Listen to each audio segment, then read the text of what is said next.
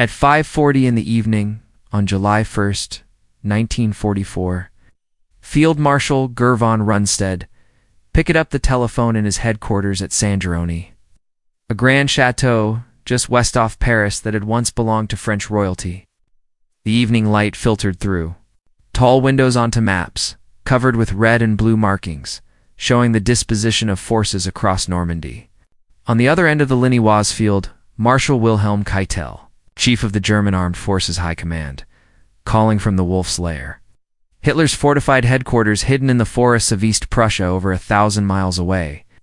Kiel wanted to know what the situation was in Normandy. His voice carried the nervous tension of a man who would have to relay whatever answer he received to a leader increasingly detached from military reality. 25 days had passed since the Allied landings on June 6th. The Americans had just captured Cherbourg, the deep-water port that would soon allow them to pour supplies into France at an industrial pace.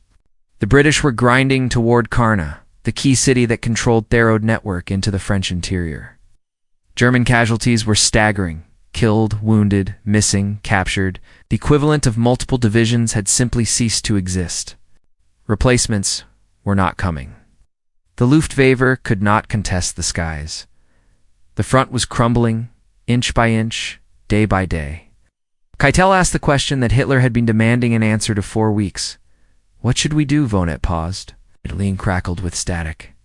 He was 68 years old, the senior field marshal in the German army, professional soldier who had served the German state for over 50 years under 3 different governments.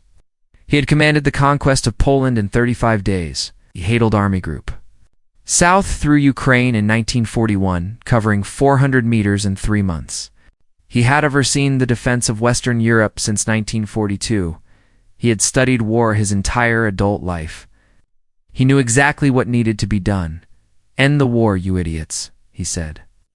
"What else can you do?" The line went silent. Keitel said nothing. There was nothing to say. Von Rundstedt had spoken the truth that everyone in the German High Command knew, but no one dared articulate. Führer was lost. Continuing to fight would only determine how completely Germany would be destroyed before the inevitable surrender. Within days, Vonnet was relieved of command. Hitler replaced him with Field Marshal Gerd von Rundstedt, a capable officer who would prove no more able to reverse the situation than von Rundstedt had been. The war would continue for another 10 months. Millions more would die. German cities would be reduced to rubble. The Red Army would fight its way to Berlin, exacting a terrible revenge for the horrors Germany had inflicted on the Soviet Union. And the man who had seen the truth, spoken it plainly, and been removed for his honesty, would watch from retirement as everything he predicted came to pass, exactly as he had foreseen. What happened in those 25 days between D-Day and that phone call reveals something profound about how military organizations fail when honesty becomes punishable. It shows weathopens when the men at the top refuse to listen to the men who can actually see the battlefield, and it demonstrates a truth that applies far beyond warfare. The people closest to a problem often understand it best, but the people farthest from it often have the most power to ignore them and the most incentive to do so.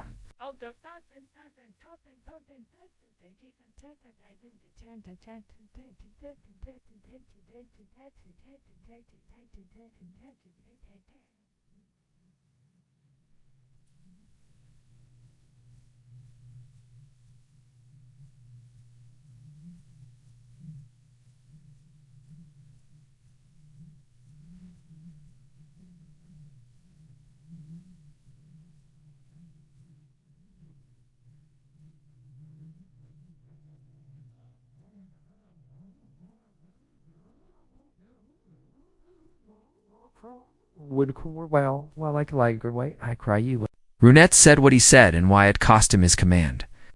You have to understand what he had been watching since the spring of 1944 and what kind of man he was. Gerd von Rundstedt was born on December 12, 1875 in Asches, Lebanon, Asmel town in Prussian Saxony. His family had produced officers for the Prussian and German states 4 generations. Military service was not a career choice for the von Rundstedts. It was a family tradition, an obligation off class, an identity. His father had served as a lieutenant in the Hasse Anleiter, rose to the rank of general. His grandfather had fought against Napoleon. The expectation that young Gerd would become an officer was as natural as the expectation that he would learn to read. He entered the German army as a cadet in March 1892, at age 16 by 1914. When the Great War began, he was a captain serving on the staff of an army corps. He spent the war in staff positions, learning the art of moving large formations, coordinating artillery and infantry, managing the logistics that determined whether armies advanced or starved. He never achieved fame as a frontline commander, but he developed a reputation for methodical competence, clear thinking, and an ability to remain calm when situations deteriorated. After Germany's defeat in 1918, von Rundstedt stayed in the small, professional army that the Versailles Treaty permitted Germany to maintain. He rose steadily through the ranks. By 1932, he commanded a cavalry division. By 1936, he was one of the most senior generals in the German military.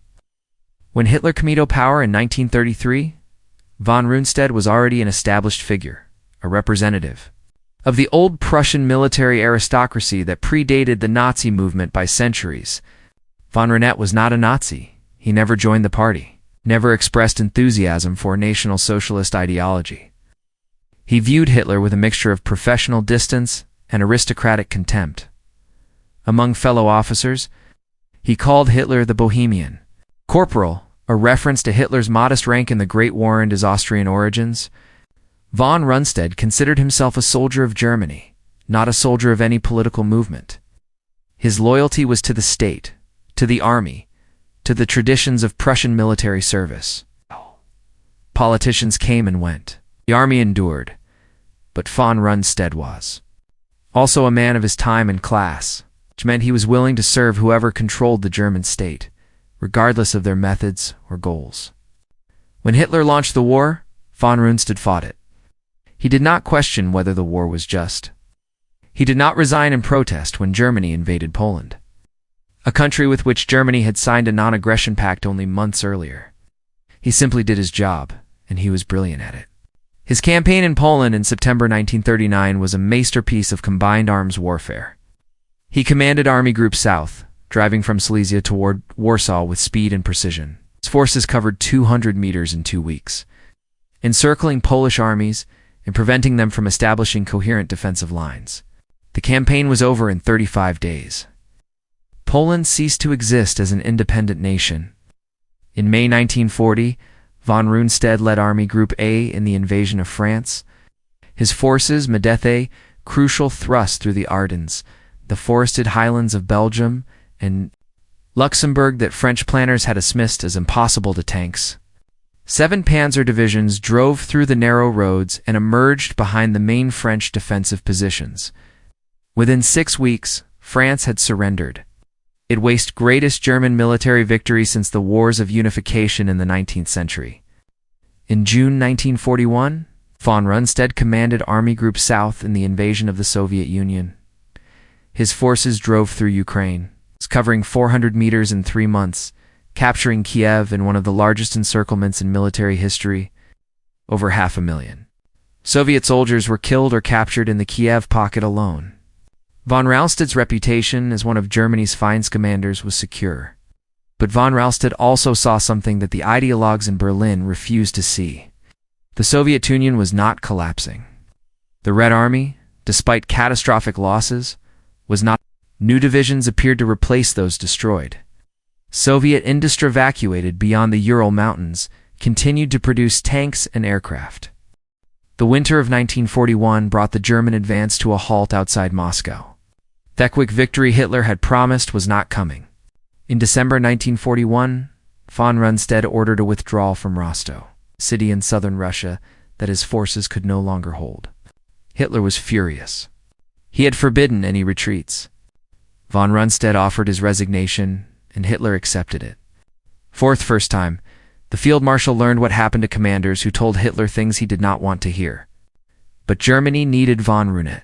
In March 1942, Hitler recalled him and appointed him Commander-in-Chief West. His job was to prepare the defense of the Atlantic coast from Norway to Spain, nearly 3,000 miles of coastline. The Allies would eventually invade. Everyone knew it. The question was where and when and whether Germany could defeat the invasion when it came. Von Rundstedt commanded dozens of divisions on paper.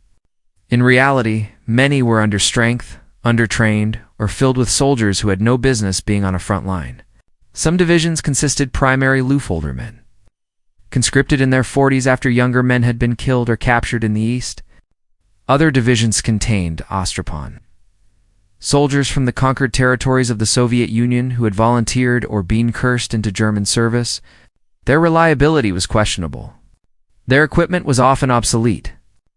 The Luftwaffe had lost air superiority over Western Europe. Allied bombers struck German industry by day and by night. The fighter forces that tried to stop them were being ground down in a battle off attrition they could not win.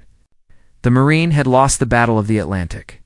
U-boats still sailed, but they were being sunk faster than they could be built. And the convoy routes bringing American men and material to Britain were flowing freely. Von Rundstedt was being asked to hold a continent with an army that was already bleeding to death in the east, against enemies who controlled the sea and the sky with no prospect of reinforcement and no margin for error. He understood the mathematics of the situation. He understood that Germany's strategic position was deteriorating every month. But he was a soldier, and soldiers do their duty. He would prepare the best defense he could and hope that circumstances might change. The fundamental problem was resources. Germany did not have enough men, enough tanks, enough aircraft, enough fuel to defend everywhere at once. The Atlantic coast stretched for thousands of miles. The Allies could land almost anywhere. Decisions had to be made. Priorities had to be set. Forces had to be concentrated at the most likely invasion sites while accepting risk elsewhere. And this is where the conflict began. Von Rundstedt wanted to hold his Panzer divisions in reserve, positioned well back from Thekos, perhaps 100 miles inland. His reasoning was classical military doctrine. You cannot be strong everywhere, so you wait until the enemy commits himself. Then mass your strength at the decisive point and counterattack. The Panzer reserves would be the hammer that would smash the Allied beachhead once its location was confirmed. Trying to spread armor along the entire coast would make it too weak everywhere to be decisive anywhere. But Field Marshal Rommel, who had been appointed to command Army Group B under von Rundstedt in November 1943, disagreed completely. Rommel had fought the British and Americans in North Africa. He knew what Allied air power could do. He had watched his supply convoys burn on the desert roads to Trukuk. He had seen his tanks destroyed by fighter bomb bursts before they could reach the battlefield. He had experienced the devastating effects of naval gunfire on coastal positions. RML believed that once the Allies established themselves ashore, German armor would never reach the coast. Allied fighter bombers would destroy the panzers on the roads. Allied naval guns would shatter any counterattack that approached the beaches. The only chance, RML argued, was to defeat the invasion in the first hours on the beaches before the Allies could consolidate their position. Every tank, every gun, every soldier had to be as close to the water as possible. The invasion had to be stopped at the waterline, or it would not be stopped at all. RML famously told his staff that the first 24 hours would be decisive for the Allies as well as Germany. It would be the longest day. Both men had valid points. Von Rundstedt's classical approach had worked throughout military history. RML's assessment of Allied air and naval power was accurate. A compromise might have worked better than either approach alone, but Hitler characteristically chose the worst possible option. He compromised by keeping direct control of key Panzer divisions himself. The Panzerlehr Division and the 12th SS Panzer Division could not move without Hitler's personal authorization.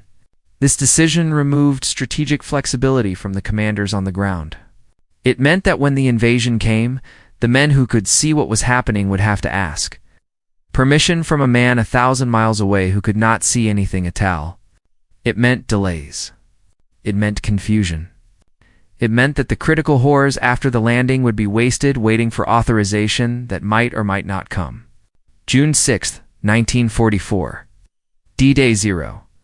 The Allies landed on 5 beaches across a 50 mi stretch of the Normandy coast at Utah Beach. The American 4th Infantry Division came ashore with relatively light casualties.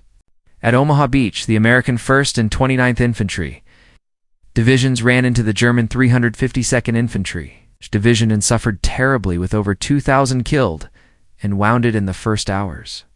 At Gold, Juno, and Sword Beaches, British and Canadian forces established themselves against determined but ultimately insufficient resistance. 156,000 men came ashore on the first day. 11,000 aircraft supported them, maintaining complete control of the skies over the invasion area. Nearly 7,000 ships delivered them. The largest naval armada ever assembled. Over 23,000 airborne troops, including 13,000 American paratroopers, had jumped or landed by glider behind the German lines during the night, seizing key bridge sand road junctions, creating chaos in the German rear areas. It was the largest amphibious invasion in human history. Von Rundstedt learned of the landings around 6:30. In the morning, when reports began filtering in from the coastal defense units, paratroopers had been landing for hours. Naval bombardment had begun before dawn. The scope of the attack was immediately clear. This was not a raid. This was Thigh invasion. Von Rundstedt immediately requested the release of the Panzer reserves. The 12th SS Panzer Division and Panzer Lehr Division were positioned to counterattack if given permission to move. Every hour of delay allowed the Allies to strengthen their beachheads. Every hour mattered. The request went to Hitler's headquarters at the Berghof in Bavaria, where he had been staying since late spring.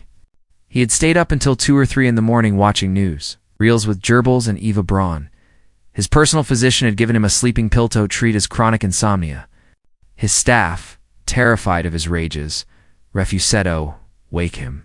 The Führer had left explicit orders not to be disturbed. Even Albert Schar, the armaments minister, who arrived at the Berghof around 10 o'clock in the morning, found Hitler still asleep. The Panzers sat motionless, their engines cold, their crews waiting for orders that did not come. Hours passed. The Allies consolidated their positions. More men and more equipment came ashore. The beachheads linked up. The window for a decisive counterattack began to close when Hitler finally woke around noon. He still hesitated. He was convinced that Normandy was a diversion, that the real invasion would come at Paralysis, the narrowest point of the English Channel, only 21 miles from the British coast. Allied deception operations, sentiment fortitude, had convinced German intelligence that a massive army group under General George Patton was waiting in southeast England to strike at Calais. The entire Normandy operation, Hitler believed, was designed to draw German reserves away from the real objective. Hitler refused to release the Panzer reserves until he was certain. He kept them in place, waiting for an attack on Calais that would never come. The deception was so effective that Hitler continued to believe in the Phantom Army for weeks after D-Day, holding back forces that could have been committed in Normandy. By the time the Panzers finally received authorization to move in the late afternoon, around 4 o'clock in the afternoon, Allied aircraft were waiting. Columns of tanks and trucks moving on French roads by daylight were easy targets. Fighter bombers struck again and again, destroying vehicles, blocking roads, creating chaos. What should have been a rapid deployment became a grinding ordeal. The 21st Panzer Division, the only armored unit closing out to counterattack on DH Day, launched a disjointed attack that evening. One battle group actually reached the coast between the British beaches, but it was too weak to exploit the penetration. By nightfall, it had withdrawn after losing 70 of its 124 tanks. The moment to throw the Allies back into the sea had passed. It would never return. Von Rundstedt watched this unfold with growing despair. Every forethought passed allowed the Allies to land more men, more tanks, more artillery. Every hour allowed them to strengthen defensive positions and bring forward additional supplies. Every hour reduced Germany's chances of victory, and there was nothing he could do about it. The decisions were being made in Bavaria by a man who had never come. Battle, who refused to visit the front, who relied on colored pins on a map to understand situations that could only be grasped by seeing them firsthand. The first week after D-Day confirmed von Rundstedt's worst fears. The Allies were not going to be pushed back. They were establishing themselves, building up their forces, preparing to break out into the French interior. German counterattacks failed one after another. The 12th SS Panzer Division, when it finally arrived, launched attacks that caused heavy Allied casualties but failed to dislodge the beachhead. Pan's Division, one of Germany's best-equipped armored formations, fed into the fighting piecemeal and began to suffer losses it could never replace. Reinforcements were delayed by Allied air attacks on French railways and bridges.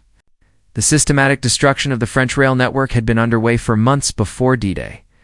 Now its effects were fully felt. Divisions that should have reached Normandy in days took weeks. The French resistance to the chaos, cutting telephone lines, ambushing convoys, providentialism to Allied forces. The front was stabilizing, but it was stabilizing in favor of the enemy. On June 17th, 11 days after the landing, von Rundstedt and Rommel met with Hitler at Marshal, a command bunker complex near Schwesenseknaun as Wolflak. II, that had been built in 1944, the planned invasion of Britain. It was the only time Hitler would ever use this facility. It was also the first time Hitler had been to France since the armistice in 1940. He had refused to visit the front, despite repeated requests from his commanders. Now he came, but only to a bunker far behind the lines, protected by layers of security. He had flown from Berchtesgaden to Metz the previous day, then traveled by motorcade overnight. Hitler arrived looking pale and exhausted, his hands trembling visibly. He walked with a stoop. His famous energy had given Wito a nervous agitation that alarmed the officers who saw him. Later, it would be understood that he was suffering from Parkinson's disease, though at the time the symptoms were attributed to stress and overwork. RML spoke first. He described the situation with brutal honesty. The front was barely holding. Casualties were running at 2,500 men per day. Replacements were arriving at a rate of perhaps 1,000. The Allies had complete air superiority. German soldiers could not move, could not resupply, could not reinforce in daylight without being attacked from the air. Every day the Allied buildup grew stronger, while German strength diminished. The mathematics of the situation were undeniable. Unless something changed dramatically, the front would eventually collapse. RML urged Hitler to consider the political implications. If the war in the West could not be won militarily, perhaps a diplomatic solution should be sought. Perhaps negotiations might preserve something of Germany's position before total collapse made any negotiation impossible. Hitler erupted. He accused Rommel of defeatism, of lacking faith, of failing to understand the situation. He insisted that new weapons would turn the tide. The V-1 flying bombs had just begun hitting London. V-2 rockets would follow. Jets would sweep the Allied bombers from the sky. Wonder weapons would change everything. Hitler demanded that the troops fight for every inch of ground. No retreats, no withdrawals. Every position would be held to the last man. Will would overcome material disadvantage. Belief would conquer arithmetic. He ordered Cherbourg held at all costs. The conference ended abruptly. An stray V-1 rocket fell nearby, sending everyone scrambling for cover. Von Rundstedt said little during the conference. He had learned that arguing with Hitler was pointless. The Führer did not respond to reasoned analysis. He responded to his own intuitions, his own beliefs. His own conviction that he understood war better than the professionals who had studied it their entire lives. Von Rundstedt later assessed that the discussion had no success. The man who had once made bold, decisive gambles based on accurate assessments of enemy weakness was now clinging to fantasies about miracle weapons and unshakable determination. The meeting ended without resolution. No strategic change was authorized. The orders remained the same. Hold everywhere. Counterattack, when possible. Wait for the wonder weapons. Have faith. Vonnet and Rommel returned to France knowing they had failed to change anything. They had presented the facts. They had explained the situation. They had been ignored. Both men now understood that the war would continue until Germany was utterly defeated. The man in charge would not permit any other outcome. The situation deteriorated rapidly over the following days. On June 18th, American forces cut off the Centan Peninsula. isolating the fortress of Cherbourg with its vital port facilities. Hitler ordered the garrison to hold to the last man. They fought with determination, but determination could not stop American artillery and infantry.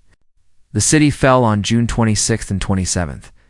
After desperate fighting, the garrison commanders surrendered. The harbor fortifications held out until June 29th, before finally capitulating. American engineers soon had the port partially operational. Within months, it would be handling 14,000 tons of supplies per day. Meanwhile, the British were grinding toward KHN, the key city that General Bernard Montgomery had hoped to capture on D-Day itself. 3 weeks after the landing, Caen was still in German hands, but the battle for it was consuming the German armored reserve at an unsustainable rate. Operation Epsom, launched on June 26th, pushed the British to within 2 miles of the city before being halted by desperate German resistance. But halting the British offensive cost Germany tanks and train crews it could never replace. The Panzer divisions that von Rundstedt had wanted to hold for mobile operations were being ground down in static defensive fighting. Every day, dozens of tanks were destroyed by naval gunfire, by artillery, by fighter bombers, by Allied armor. Every day, veteran crews who had taken years to train were killed or wounded. The German army in the West was bleeding to death, holding ground that would eventually be lost. Anyway, von Rundstedt understood this. Rommel understood this. The commanders on the ground understood this. Only Hitler refused to understand. On June 29th, von Rundstedt and Rommel met with Hitler again. This time at the Berghof, his mountain retreat in the Bavarian Alps. They flew from France to Germany, a journey off several hours, leaving the crumbling front behind. The fact that the field marshals had to travel 1,000 miles to speak with their commander said everything about the dysfunction of German command arrangements. RML again laid out the situation in terms that could not be misunderstood. The front cannot hold indefinitely. He said, the troops are fighting bravely, but they cannot fight tanks with rifles. They cannot stop aircraft with machine guns. Every day we lose ground we cannot retake. The Allies grow stronger while we grow weaker. The only question is whether we lose the war slowly or quickly, whether we spend our entire army holding worthless territory or preserve it for a defense that might actually succeed. Hitler responded with familiar arguments. New divisions would arrive. Wonder weapons would devastate England. The alliance between the Western powers and the Soviet Union would collapse from its internal contradictions. The Western democracies would lose their will to fight when casualties mounted. Germany only needed to hold on until the tide turned. Von Rundstedt finally spoke. He had listened to these arguments for months. He had watched them fail to correspond with reality for months. He was tired of polite, professional discourse that changed nothing. The war in the West is lost, he said. Not losing, but lost.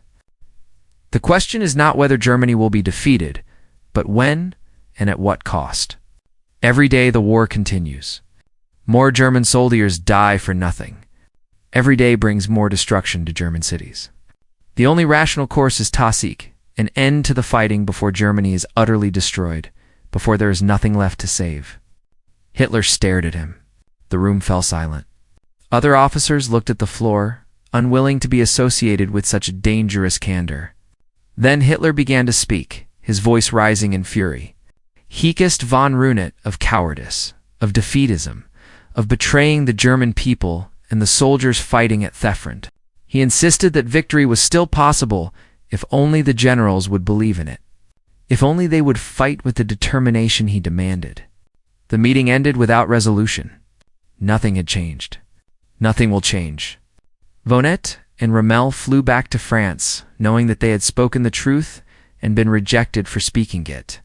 2 days later, on July 1st, 1944, came the telephone call from Keitel. The immediate trigger was the collapse of defensive positions around Cherbourg and the deteriorating situation on the Cotentin Peninsula.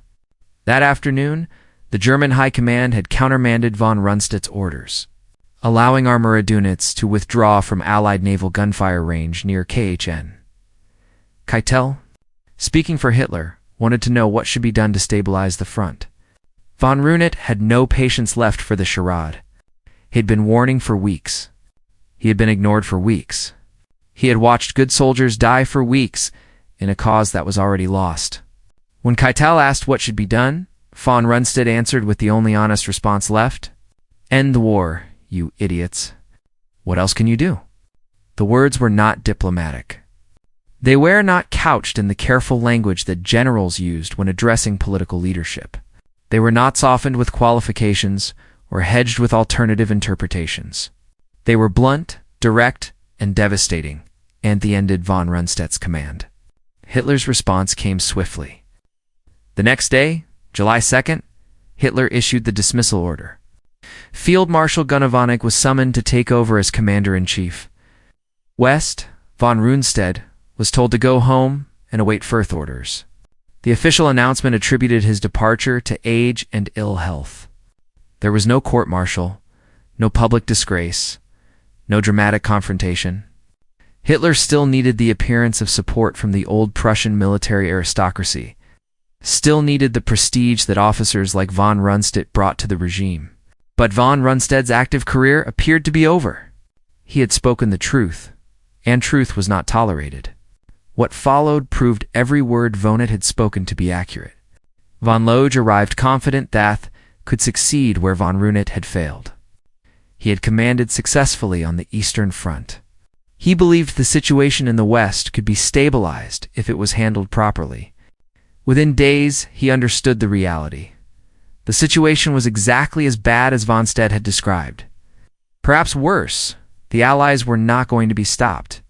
On July 20th, 1944, less than 3 weeks after von Rundstedt's dismissal, a group of German military officers attempted to assassinate Hitler. Colonel Claus von Stauffenberg planted a bomb in a briefcase and placed it under a conference table at the Wolf's Lair during a briefing with Hitler. The bomb exploded at 12:42 in the afternoon, killing 4 people and wounding many others. But Hitler survived. A heavy oak table had shielded him from the worst of the blast.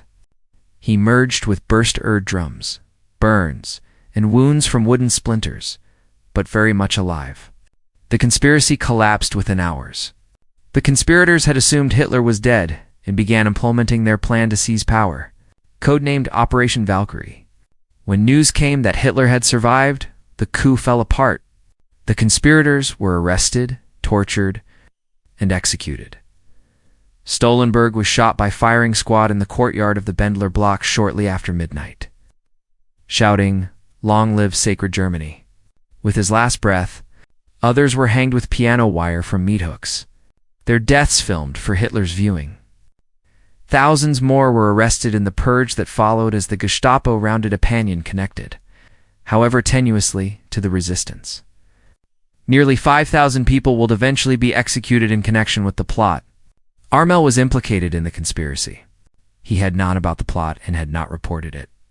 Some evidence suggested he had been more actively involved, though denied this under interrogation. The evidence against him was strong enough that Hitler could not ignore it. But Rommel was too popular to put on trial.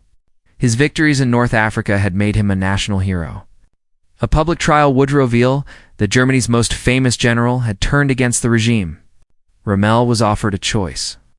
He could foresee the People's Court, where conviction and execution were certain, and where his family would face persecution afterward, or he could take poison and die as a hero. With his family protected and his reputation preserved, the state would announce that he had died of his wounds from an earlier strafing attack. He would receive a state funeral with full military honors.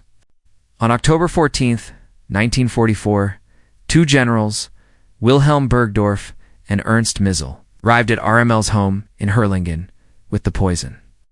Rommel had been recovering from wounds suffered when his staff car was strafed by Allied aircraft in July. He told his wife, Lucy and his son Manfred, what was about to happen. Hess said goodbye to them, walked to the waiting car, and swallowed the cyanide capsule. He was 52 years old. The man had understood the situation in Normandy better than almost anyone.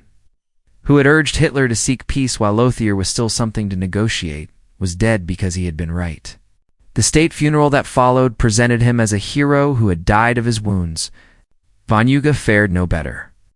In early August, the American breakout at St. Lo shattered the German front.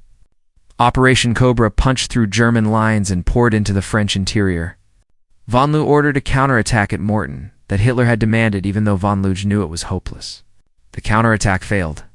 The German forces were nearly encircled at Fylitz as American and British forces closed a trap around them. Over 50,000 German soldiers were killed or captured in the Falaise pocket. The German 7th Army ceased to exist as an effective fighting force. When Hitler suspected von Huge of attempting to negotiate with the Allies, he was recalled to Berlin. On August 19, 1944, on the road back to Germany near Metz, von Huge pulled his car to the side of the road and swallowed cyanide. He was 61 years old. He left a letter to Hitler urging him to show the greatness needed to end a hopeless struggle. Thelator changed nothing. The pattern was unmistakable. Every senior commander who saw the truth and spoke it was destroyed. Hitler surrounded himself with men who told him what he wanted to hear, and he destroyed the men who told him what he needed to hear.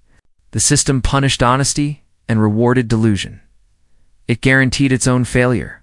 Meanwhile, the military situation collapsed exactly as von Rundstedt had predicted. Paris fell on August 25, 1944, liberated by French forces with American support. By September, the Allies were at the German border. The Netherlands, Belgium, and most of France had been liberated. The Vade in the West had lost over 400,000 men since D-Day. The war that von Rundstedt had said was lost in July consumed another 8 months of fighting. The bombing campaign intensified. German cities burned. Dresden, Hamburg, Cologne, Berlin, and dozens of others were reduced to fields of rubble. Hundreds of thousands of civilians died. Industrial production collapsed. The transportation network disintegrated. Germany was being systematically destroyed, while its leadership insisted that victory was still possible. On the Eastern Front, the situation was even more catastrophic. Operation Bagration, launched by the Soviets on June 23, 1944, destroyed German Army Group Center in a defeat even more devastating than Stalingrad. The Soviets advanced 400 miles in 2 months, reaching the outskirts of Warsaw by August. By January 1945, they had reached the Oder River, less than 50 miles from Berlin. Millions died, soldier and civilian alike, in a war that continued only because one man refused to accept reality and surrounded himself with subordinates, too afraid or too loyal to tell him the truth. And yet, remarkably, von Rundstedt's story was not over. In September 1944, with Germany facing invasion from both east and west, recalled von Rundstedt to command. The old field marshal was brought back to the very position he had been dismissed from, Commander-in-Chief West. Why? Because there was no one else. The competent generals were dead, imprisoned, disgraced, or exhausted. Hitler needed someone with prestige and experience to hold together a crumbling army, someone whose name still commanded respect among the officer corps. Von Rundstedt accepted. He was 69 years old, tired and suffering from heart problems. He had no illusions about what he could accomplish. He told his staff that his job was to preside over a catastrophe, not to prevent one. The war was lost. Everyone except Hitler knew it. But Germany was still fighting, and soldiers were still dying, and Sommania had to give the orders, even if those orders could not change the outcome. In December 1944, Hitler launched his last great offensive in the West. The attack through the Ardennes, which would become known as the Battle of the Bulge, was Hitler's plan, not Rundstedt's. The field marshal had opposed it from the beginning. He thought the forces allocated were insufficient for the objectives assigned. He thought the logistical situation made sustained offensive operations impossible. He thought the entire concept was strategicalist, a gamble that could not succeed and would consume Germany's last reserves. The fuel did not exist to reach Antwerp, the stated objective. The Luftwaffe could not provide sustained air support. Even if the attack broke through, it could not be exploited or sustained. Von Rundstedt proposed a moral limited attack, the small solution that might achieve local success without risking everything. Hitler rejected it. The attack would proceed as he had ordered. The offensive went forward on December 16, 1944, with approximately 30 divisions, the last significant operational reserves Germany possessed. It achieved complete surprise. The Americans were caught unprepared, convinced that Germany no longer had this strength to attack. The front buckled. A bulge 50 miles deep formed in the American lands. Some units were overrun. Others fled in panic. For a few days, it seemed with that Hitler's gamble might succeed, but von Rundstedt was right about everything that mattered. The offensive ran out of fuel before it reached its objectives. German tanks stood motionless on roads, their fuel tanks empty. Easy targets for light aircraft once the weather cleared. American resistance at key points, particularly Bastogne, delayed the German advance and disrupted the timetable. When the skies cleared after Christmas, Allied air power returned with devastating effect. The bulge began to shrink. By late January 1945, the Germans were back where they had started. Having lost approximately 100,000 casualties and 800 tanks that could never be replaced. The Ardennes offensive had accomplished nothing except to accelerate Germany's defeat. By consuming resources that might have prolonged resistance by a few weeks, the Ardennes was the last gasp of German offensive capability. After it failed, there was nothing left but retreat, defense, and eventual surrender. Von Rundstedt knew this. Every officer with any understanding of military reality knew this. But the war continued anyway, Bess. One man would not permit it to end. In March 1945, von Rundstedt was dismissed for the final time. American forces had captured the Ludendorff Bridge at Remdon on March 7th, crossing the Rhine River intact. It was the first time an enemy army had crossed the Rhine since Napoleon. Hitler needed someone to blame for the failure to destroy the bridge. Von Rundstedt had nothing to do with the decision, nothing to do with the demolition preparations, nothing to do with the failure, but he was the senior commander. He was relieved and replaced by Field Marshal Albert Kessler. Von Rundstedt went home to his family. He was 69 years old, exhausted, and seriously ill. He had served Germany for over half a century. He had commanded armies in 3 wars. He had won great victories and overseen terrible defeats. And in the end, he had been proved right about everything that mattered and punished for being right. Germany surrendered Dunkenland on May 8, 1945. Hitler was dead. Having shot himself in his Berlin bunker on April 30th as Soviet forces closed in. The 1,000-year Reich had lasted 12 years and, for months. The war in Europe had killed approximately 40 million people, including 6 million Jews murdered in the Holocaust. Germany itself lay in ruins, divided between the victorious powers, its cities destroyed, its population homeless, its future uncertain. Von Rundstedt was captured by American forces of the 36th Infantry Division on May 1, 1945 at a hospital in Bad Tools, where he was being treated for a serious leg ailment and heart problems. He was held as a prisoner of war and treated with the courtesy due his rank and age. The Americans were uncertain what to do with him. He was clearly a senior commander who had served Hitler throughout Thur, but he was also a traditional military officer who had apparently disagreed with many. Nazi policies and had been dismissed twice for speaking too honestly. In January 1949, von Rundstedt was charged with war crimes by the British. The primary accusations related to the treatment of prisoners of war and the execution of captured Allied commandos under Hitler's infamous commando order, which had directed fatal commandos be shot immediately upon capture. Rather than treated as prisoners of war, von Rundstedt had transmitted this order to units under his command. Allied commandos had been executed as air assault. The trial never happened. Von Rundstedt's health deteriorated so severely, dozens of others were reduced to fields of rubble. Hundreds of thousands of civilians died. Industrial production collapsed. The transportation network disintegrated.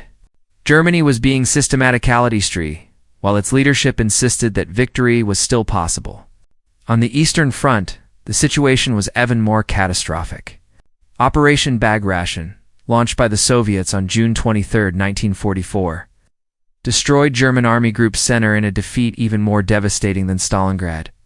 The Soviets advanced 400 miles in 2 months, reaching the outskirts of Warsaw by August. By January 1945, they had reached the Oder River, less than 50 miles from Berlin. Millions died, soldier and civilian alike. In a war that continued only because one man refused to accept reality and surrounded himself with subordinates, too afraid or too loyal to tell him the truth. And yet, remarkably, von Rundstedt's story was not over. In September 1944, with Germany facing invasion from both east and west, Hitler recalled von Rundstedt to command. The old field marshal was brought back to the very position he had been dismissed from, Commander-in-Chief West. Why? Because there was no one else. The competent generals were dead, imprisoned, disgraced, or exhausted. Hitler needed someone with prestige and experience to hold together a crumbling army. Someone whose name still commanded respect among the officer corps. Von Rundstedt accepted. He was 69 years old, tired, and suffering from heart problems. He had no illusions about what he could accomplish. He told his staff that his job was to preside over a catastrophe, not to prevent one. The war was lost. Everyone except Hitler knew it, but Germany was still fighting. And soldiers were still dying, and Soleimani had to give the orders even if those orders could not change the outcome. In December 1944, Hitler launched his last great offensive in the West. The attack through the Ardennes, which would become known as the Battle of the Bulge, was Hitler's plan, not Rundstedt's. The field marshal had opposed it from the beginning. He thought the forces allocated were insufficient for the objectives assigned. He thought the logistical situation made sustained offensive operations impossible. He thought the entire concept was strategicalized, gamble that could not succeed and would consume Germany's last reserves. The fuel did not exist to reach Antwerp, the stated objective. The Luftwaffe could not provide sustained or support. Even if the attack broke through, it could not be exploited or sustained. Von Rundstedt proposed a moral limited attack, the small solution that might achieve local success without risking everything. Hitler rejected it. The attack would proceed as he had ordered. The offensive went forward on December 16, 1944, with approximately 30 divisions. The last significant operational reserves Germany possessed, it achieved complete surprise. The Americans were caught unprepared, convinced that Germany no longer had the strength to attack. The front buckled. A bulge 50 miles deep formed in the American lines. Some units were overrun. Others fled in panic. For a few days, it seemed that Hitler's gamble might succeed. But von Rundstedt was right about everything that mattered. The offensive ran out of fuel before it reached its objectives. German tanks stood motionless on roads, their fuel tanks empty. Easy targets for Allied aircraft once the weather cleared. American resistance at key points, particularly Bastogne, delayed the German advance and disrupted the timetable. When the skies cleared after Christmas, Allied air power returned with devastating effect. The bulge began to shrink. By late January 1945, the Germans were back where they had started. Having lost approximately 100,000 casualties and 800 tanks that could never be replaced. The Ardennes offensive had accomplished nothing except to accelerate Germany's defeat. By consuming resources that might have prolonged resistance by a few weeks, the Ardennes was the last gasp of German offensive capability. After it failed, there was nothing left but retreat, defense, and eventual surrender. Von Rundstedt knew this. Every officer with any understanding of military reality knew this. But the war continued anyway. Best one man would not permit it to end. In March 1945, von Rundstedt was dismissed for the final time. American forces had captured the Ludendorff Bridge at Remdon on March 7th, crossing the Rhine River intact. It was the first time an enemy army had crossed the Rhine since Napoleon. Hitler needed someone to blame for the failure to destroy the bridge. Von Rundstedt had nothing to do with the decision, nothing to do with Theo-militia preparations, nothing to do with the failure. But he was the senior commander. He was relieved and replaced by Field Marshal Albert Kessler. Von Rundstedt went home to his family. He was 69 years old, exhausted, and seriously ill. He had served Germany for over half a century. He had commanded armies in 3 wars. He had won great victories and overseen terrible defeats. And in the end, He had been proved right about everything that mattered and punished for being right. Germany surrendered Dunkeln on May 8, 1945. Hitler was dead. Having shot himself in his Berlin bunker on April 30th as Soviet forces closed in, the Thousand-Year Reich had lasted 12 years sand for months. The war in Europe had killed approximately 40 million people, including 6 million Jews murdered in the Holocaust. Germany itself lay in ruins, divided between the victorious powers, its cities destroyed, its population homeless, its future uncertain. Von Rundstedt was captured by American forces of the 36th Infantry Division on May 1, 1945, at a hospital in Bad Tools, where he was being treated for a serious ligament and heart problems. He was held as a prisoner of war and treated with the courtesy due his rank and age. The Americans were uncertain what to do with him. He was clearly a senior commander who had served Hitler throughout. But he was also a traditional military officer who had apparently disagreed with many Nazi policies and had been dismissed twice for speaking too honestly. In January 1949, von Rundstedt was charged with war crimes by the British. The primary accusations related to the treatment of prisoners of war and the execution of captured Allied commandos under Hitler's infamous commando order, which had directed Thetal commandos be shot immediately upon capture. Rather than treated as prisoners of war, von Rundstedt had transmuted this order to units under his command. Allied commandos had been executed as air assault. The trial never happened. Von Rundstedt's health deteriorated so severely that he could not appear in court. The British authorities eventually concluded that prosecuting a dying old man would serve no useful purpose. The charges were dropped. Von Rundstedt was released from custody in May 1949. Von Rundstedt spent his final years in retirement near Celle, small town in Lower Saxony in the British occupation zone. He lived quietly with his wife, avoiding public attention, giving occasional interviews to military historians who sought his perspective on the war. He generally effaced to discuss the Nazi period or his own role in it. When asked about Hitler, he was dismissive but not apologetic. When asked about the war, he was analytical but rarely reflective. He never wrote memoirs. He never published justifications for his actions. He never sought to explain himself to the public or to posterity. Whether this was due to ill health, to stoic reticence, or to an unwillingness to confront uncomfortable truths about his own complicity, no one can say for certain. Gerd von Rundstedt died on February 24, 1953 at age 77.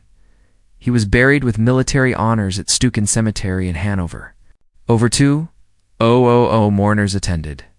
His grave is marked by a simple stone bearing his name, rank and dates. It says nothing about his service, his victories, his defeats, or his famous words to Keitel. The question that historians have debated ever since is what? Von Rundstedt's story tells you about moral responsibility in war and in organizations more generally. Some argue that von Rundstedt was just another general who served a criminal regime, that his aristocratic contempt for Hitler did not prevent him from serving faithfully, that his skill as a soldier enabled atrocities he never personally ordered, but certainly facilitated.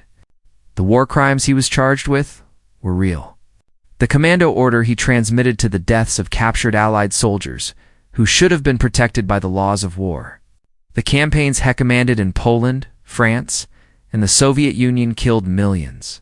His professional excellence served a criminal regime. Others argue that von Rundstedt represented the tragedy of the professional soldier trapped in a criminal system, that he was not a true believer, but a craftsman who served the state without questioning the purposes of his service, that his famous words to Kiel showed a man who understood the truth, but could not act on it except through speech. He was trapped. These interpreters suggest by his own conception of duty, by traditions of obedience that left no room for moral independence, by a lifetime of training that taught him to follow orders rather than to question them.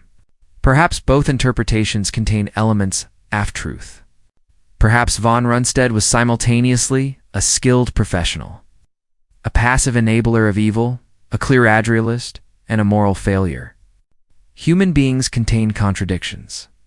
Historians not offer simple categories that accommodate the full complexity of individual lives.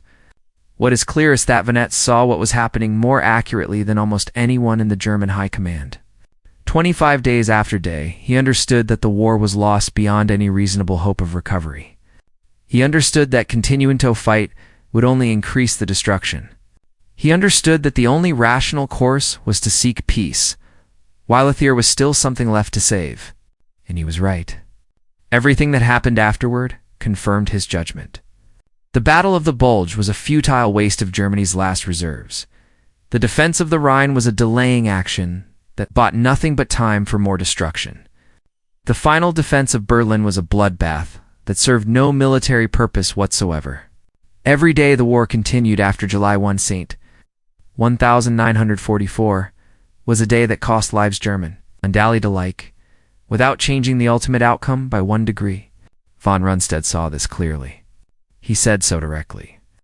The deeper lesson of his story is about how organizations fail when they punish truthling. Hitler's Germany was a system optimized for self-deception. Good news flowed upward through the chain of command. Bad news was filtered, softened, delayed, or blocked entirely.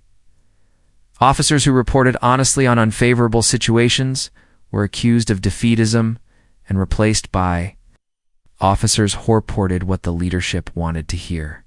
The result was a command structure that grew progressively more disconnected from reality, making decisions based on fantasies rather than facts. This pattern appears repeatedly throughout history and throughout human organizations. Corporations that punish managers for honest assessments of problems.